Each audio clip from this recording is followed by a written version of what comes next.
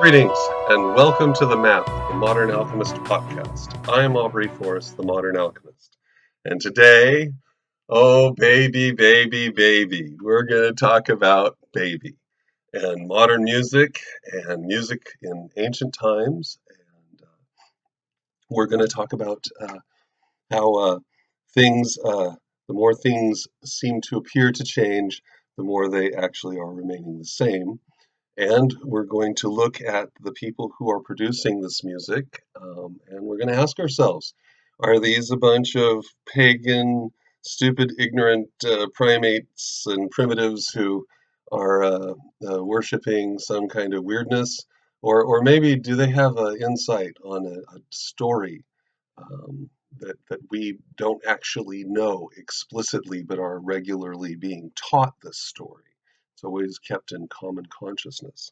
And as part of that, we're going to take a look at Selena Gomez, and we're going to take a look at just two of her songs. I'm not going to break it down for you really heavy duty or anything, but I definitely want to draw to your attention that if the lyrics of the songs are taken from an alternative perspective, you can find them fun and humorous and ironic, and you can even learn something about yourself and about the nature of the music and what is being expressed. So as part of that, let's talk about music, folks. Modern music, well, anciently, actually, traditionally, and anyone who's been to church, anyone who's currently going to church, you understand the actual more archaic purpose behind music, which is that it's reverential, it's worshipful, that it speaks to a higher power, that it's descriptive of that higher power or descriptive of our interaction with that higher power. Um, so that's what music has been about since music started. And we need only go to an Aboriginal culture somewhere within the third world and observe a traditional musical practice, which is exhibitive of generally a larger cosmological understanding. We can do that in many different ways. Ceremonial dance is always a component of the music, right? So anciently, and then of course the music itself is descriptive of a process, and one has to always ask, what's that process? Well, I think our modern descriptive of the process, sex, drugs, and rock and roll, is actually descriptive of many of the ancient processes when taking music into account. And when you realize, of course, that rock and roll is just sex again, right? Because you're rocking and rolling. Yeah, okay, you get it. So it's sex, drugs, and sex.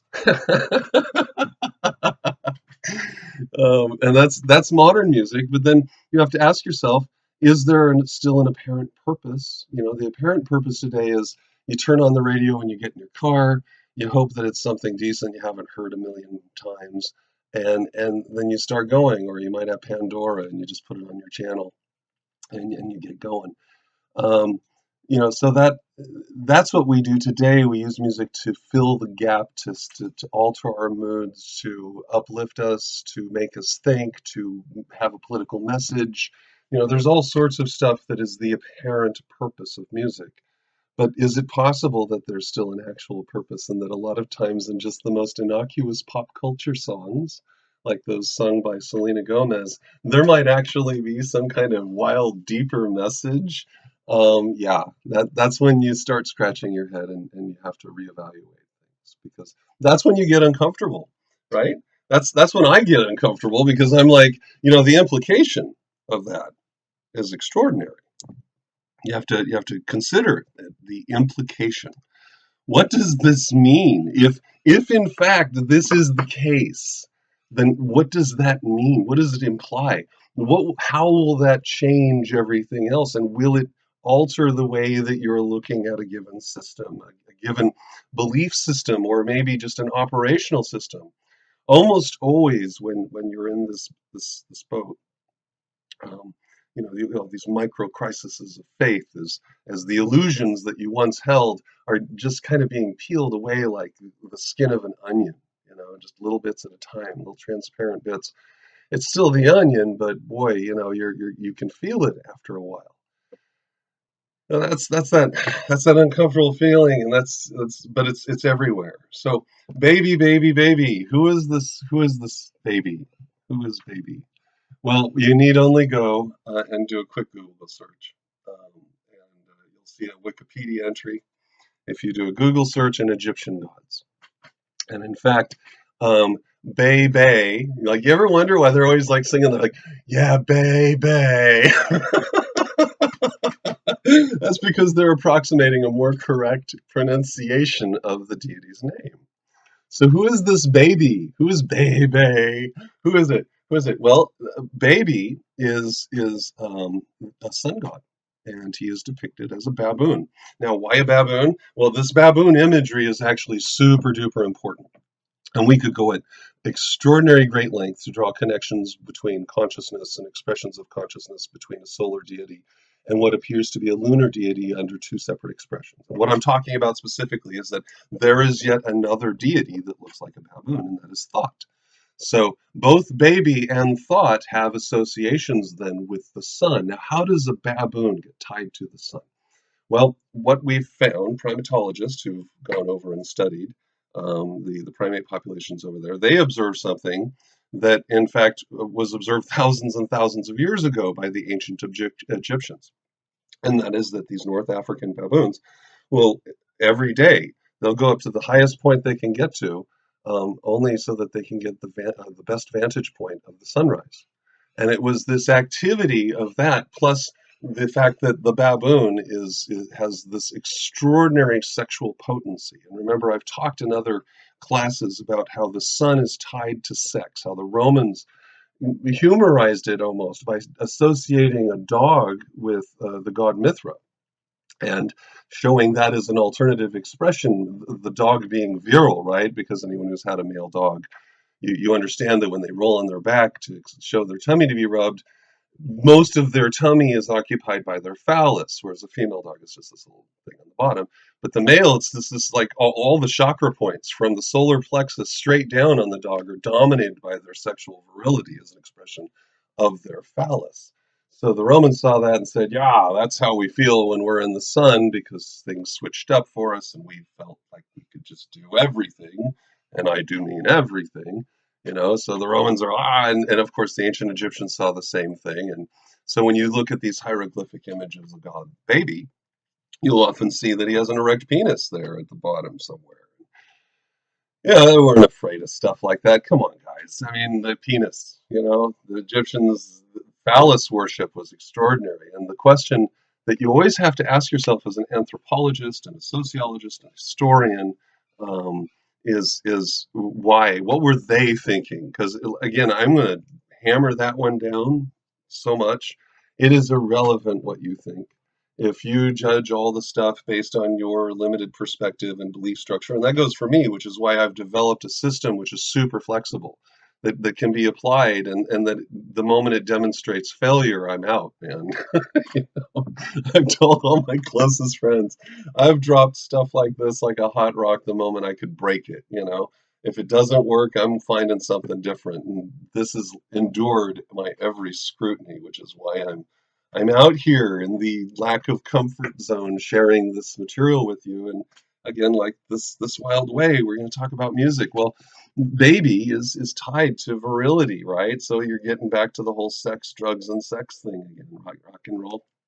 And so baby anciently was tied to that.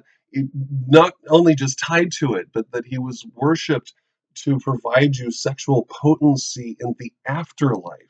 Now that's a significant insight into who and what the Egyptians were, because now you're recognizing that they are seeing themselves as an extension of a life force, right? And life creates, it has progeny, it has issue, right? Things issue forth from life. And so your issue, your progeny, your children, they represent you as an expression or extension of the force of life manifesting through generations. This then can be read as eternal life or eternal lives, right? And this also gives you the reason why anciently severing bloodlines was really, that was like killing someone's soul, because the expression of your soul is the combination of your spirit and body housed together here within this temporal format, right? That's your soul. That is your immediate expression. That is your uniqueness. It's the thing we obsess about when we want to save it all, right? And we write songs about saving our soul. We're talking about save my uniqueness. Don't let it just disappear and have to remanifest sometime later down the road in another me, maybe. So the spirit is immutable. It keeps going everywhere because it is everywhere, and the body is simply the grosser portions of you animated by the quickness of spirit. But we can talk about that in another one in greater length.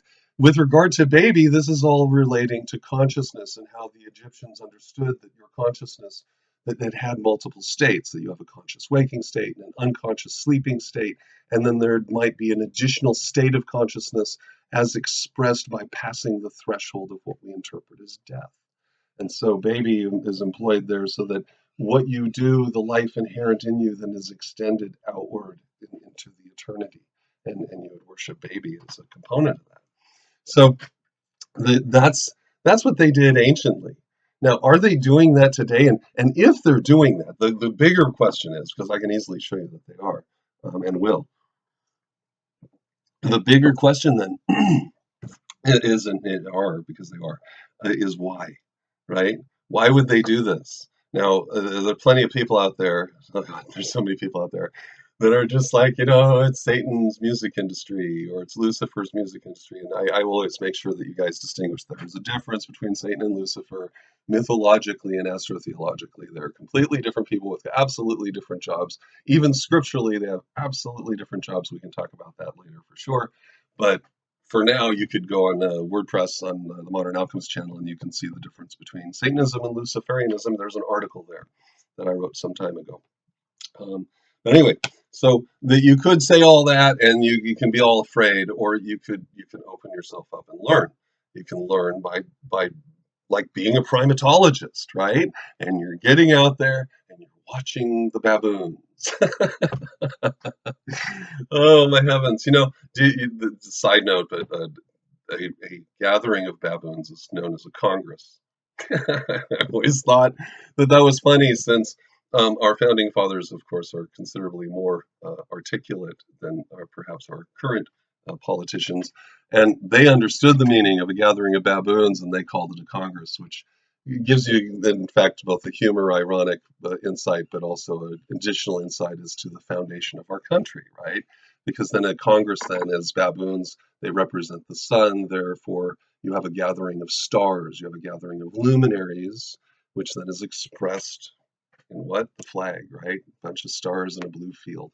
So you have a congress. Anyway, so it's not always negative. It's not always negative. In fact, it's almost always positive. But it can be funny.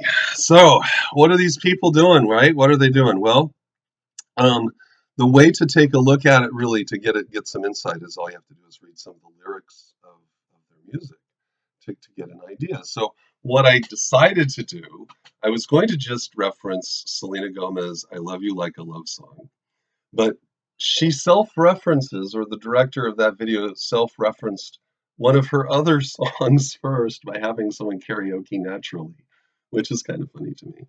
So I decided, she's they're showing you a progression, and a progression of relationships. And the key is to remember that baby is the sun. So if we're looking in astrotheological terms, then we would have to ask ourselves, of the planetary influences that we could discuss, which one is most closely associated with speech and hearing? That's Saturn. So now we have a dialogue, a musical dialogue between the Saturn and the Sun. And sometimes Saturn is speaking for the Sun, but most of the time Saturn is speaking referentially. So, for instance, when singing in behalf of the sun, since the sun rules vision. That's why it's so beautiful to watch some of these music videos and see the direction the directors go. The naturally this video is just covered from head to toe with the seal of Saturn and Saturnian colors, right? Accented by a little white, but red and black. It's just, and she's dressed in these beautiful outfits, and they're all there, and lots of diamonds. So you can kind of get the idea that Saturn's singing here. But like, for instance, in the lyric where it says, "You are the thunder, I am the lightning." This is a description of two separate functions within the electric universe, right? Frequency and vibration. In this case, it's vibration and frequency. Thunder is sound, and lightning is the frequency. It's the light, right? So they're giving a description. Then this is the song, right? In that verse is giving you a clear description of we have the two pillars, and this is how I feel about you. And the next line is, and I love the way you know who you are. And to me, it's exciting when you know it's meant to be. Everything comes naturally. And the idea is that the union of the physical and the etheric, the union of the sun and Saturn, combined, it makes us. And hence baby, because it makes babies, which also is a reference to baby. So that's why, and then it comes naturally, and then baby is the next line. So that gets really kind of fun. To me, that's fun, because now if you take it from this perspective, then obviously the music writers, the producers, they're aware, at least at some level, that this is going on. And the singers don't necessarily have to be the band players, but the ones who are giving the final stamp and saying, yeah, this is the lyric we're going to go. Remember, this is big money, you guys. This is big money. And when it comes all the way to the very end, there's only 5 companies that are operationally in control of all of the communication industry. 5. So if there's a message being sent, you will know that it's going to be loud and clear as long as you've got a key. So it then continues on. The lyric just briefly. You have a way of moving me, a force of nature, your energy, it comes naturally, oh yeah. And it takes your breath away, which comes naturally. It's a description of the sun basking away on Saturn and driving all the inert components into life, right? So that song is about letting that happen and recognizing that, in fact, there are 2 pillars talking, one that represents thunder and the other representing lightning. And that they're actually singing about us, right? The 2 pillars are talking about us and themselves. And so then there's the next song. Now the next song, and of course this one just is to give you the idea. The next one, man, I don't often watch these. I'll work out and I'll listen to this, and it came up on my Pandora. I was just I'm working out, and I'm like, oh my gosh, are you serious? And the serious part is when I get to the second verse, where usually a lot of the meat in the song comes out. The first verse is introductory, and then the second verse, they're really kind of hitting you with some more of the meat. In this video's case, the entire time, there's all this beautiful imagery depicted, so that when it opens up and she's singing, she's got really dark eyed makeup on, and she's wearing that dark purple outfit, and later she's moving a hula hoop, which of course is like the ring. She's Saturn, right? Selena gets to play Saturn again, and then there's this guy in barefoot, in total, like hippie plus Jesus had a good day, and he's sitting there playing this guitar, a sitar, actually, I think is what he's playing. And of course, then she begins to reference him in mythological terms. So referential terms to the sun and associations with the sun would be associations with magic, with music, with beauty, and with love. So when she says uh, in her second verse, when she's laying on this white table and she's going through another incarnation, in this case, she's part of Mozart's court, and she's singing constantly, boy, you played through my mind like a symphony. There's no way to describe what you do to me. You just do to me what you do. Now, remember in the previous song, it was giving you an idea of the thunder and lightning working together, and that shakes it up. And when it goes naturally, everything is awesome. In this one, this is actually, when I had heard that lyric, I had to stop and do a Google search of the lyrics, because I was like, did I just hear what I just heard? Because what I just heard was a concept that I had wrestled with in meditation, and which yogis wrestle with all the time, when they sit upon the pelt of a deer, or a deer pelt. The idea is that that deer represents your conscious state, which is zipping around and moving and hard to catch, and your ideas will to master that, right? And the futility of it, right? The fact that boy, you played through my mind like a symphony. The fact that you can't actually manage your thinking. The better way to do is to treat it. I love the analogy of a surfer, right? So you see the waves coming, and then you decide to make a choice to elect to follow that tube to wherever it leads, and to make no decisions beyond staying in that tube. That's how good meditative thinking works. And if you're confronted with the chaos of your thought, it's because of the impact of the sun on your consciousness, on babies' effect on your consciousness.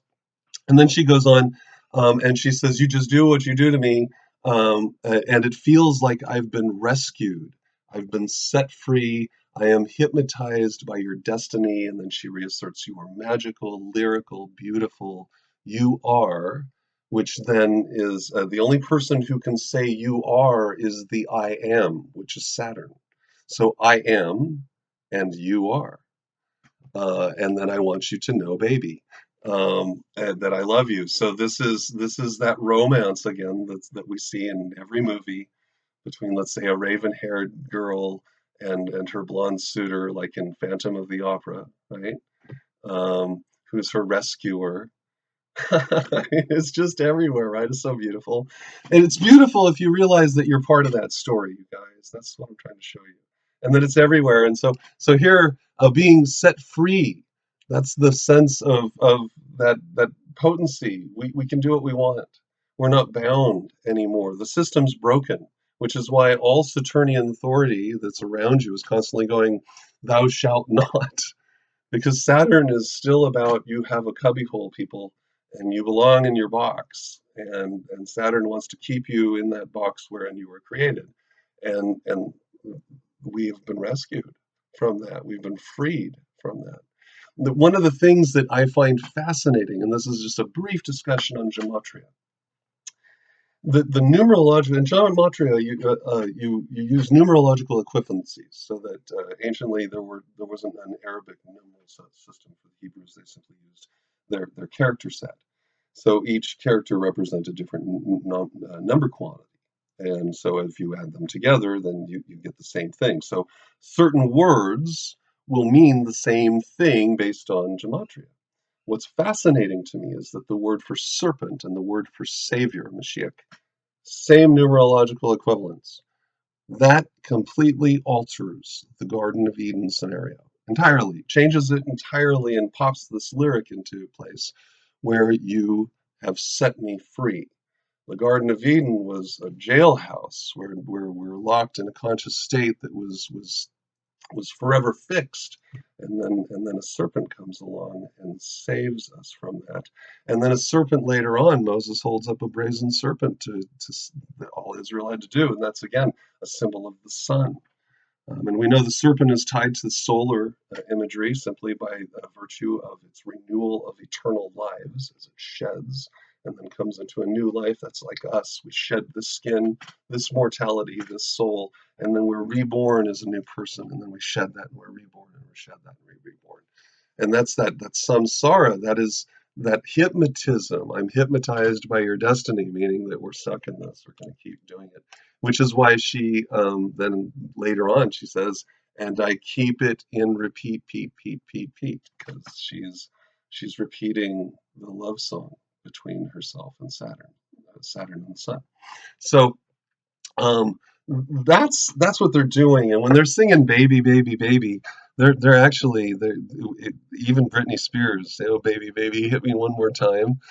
It could either be an abusive relationship, which obviously the sun can be considered a somewhat abusive relationship upon those of a Saturnian mindset, and but yeah, uh, the baby, baby, baby, or when they go baby, they're talking about the sun. That's what they're talking about, and then the music, of course, the industry itself is now a fusion between Mercury and Venus. Mercury in Hod under the Tree of Life, um, uh, which deals with communication, right? So songwriting, and then Hod, um, Mercury, which is Hod, and Netzach, which is in Venus, which is victory. Um, that's the two of them combined. So Venus gives us all the visual imagery, and Mercury gives us all the singing. So together you get a music video, and oftentimes that you'll find the director takes a lot of advantage of that. The message, same message that I've been trying to share with you for the last 18 months. It's that there's nothing to fear, and that there's a greater story here. And the story has to do with yourself, and that the story is being taught. It's being taught repeatedly everywhere all the time. And which then gives you the sense that this is clearly something that's reverential, right? It's worshipful. Even a silly pop song that seems like it's absolutely meaningless, like I Love You Like a Love Song, could in fact, if viewed through the correct lens, like Nick Cage in National Treasure, just like Nick Cage in National Treasure, where he sees, you put the glasses on, and suddenly the back of the Declaration of Independence has this whole map and everything on it. It's the same. This is the same, where you're seeing that. Yeah, guess what? It's there. It's right there in front of you. You just got to realize that the same people, same families, perhaps, certainly the same custodians of the information. They've been doing this for a long time. And it's just that it's not important, I guess, to them. It's important to me to know what's going on, but apparently it's left to us to discover it for ourselves. They're not really hiding anything. You just have to have an inquisitive mind and ask yourself, what are they really doing beyond what people tell me they think they're doing? Think for yourself. It's an uncomfortable place to be, but I love living there. I just have decided that's a better place. All right, I'm Aubrey Forrest, the Modern Alchemist. This is the Map, the Modern Alchemist podcast, and today we did a quick breakdown of Baby, Baby, Baby. You guys have a wonderful day. I'll be talking to you soon.